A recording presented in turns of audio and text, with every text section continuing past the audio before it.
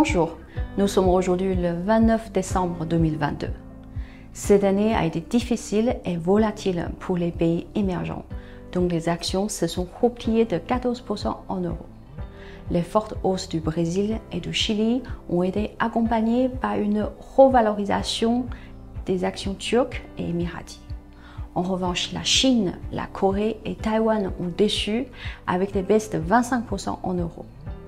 On notera tout de même une nette amélioration de la performance relative par rapport aux marchés développés, puisque l'écart est passé de moins 9,5% en fin octobre à inférieur à 1% aujourd'hui. La baisse du dollar et du pétrole, ainsi qu'une bonne reprise des actions chinoises, expliquent cette surperformance relative de marchés émergents sur les dernières semaines. Relevons quand même la hausse du réal brésilien et peso mexicain, plus 6% par rapport au dollar, plus 13% par rapport à l'euro sur l'année. Quelle synthèse pour 2022 et comment se comportent les fonds Gemway cette année? 2022 marquera assurément les mémoires des investisseurs du fait d'un environnement global extrêmement difficile. La guerre en Ukraine, les hausses de prix des matières premières, une rapide remontée de taux, les risques géopolitiques, la déception chinoise ont pesé sur les marchés. Notre sous-pondération sur les valeurs cycliques, les performances décevantes de nos sélections chinoises et brésiliennes et notre sous-pondération en Turquie, l'Afrique du Sud, Chili et Pérou nous ont pénalisés. En conséquence, nos fonds ont sous-performé le indice de référence cette année. Nos actifs sont néanmoins stables à 1,2 milliard d'euros, donc 960 millions sur GEM Equity. Après cette année marquée par des vents contraires, comment voyez-vous les actions émergentes en 2023?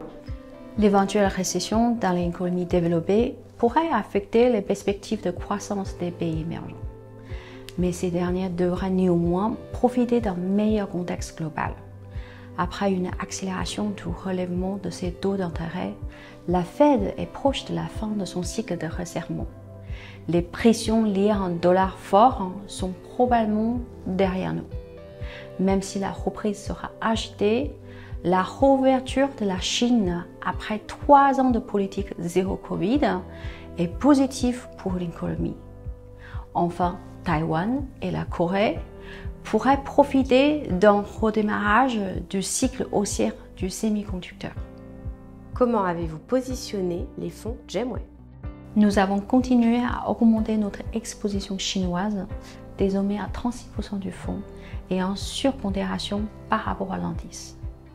Le poids cumulé de la Corée et de Taïwan est à 17% en sous-pondération.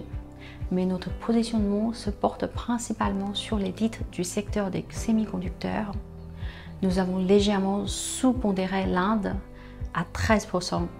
Ce marché a été très résilient cette année.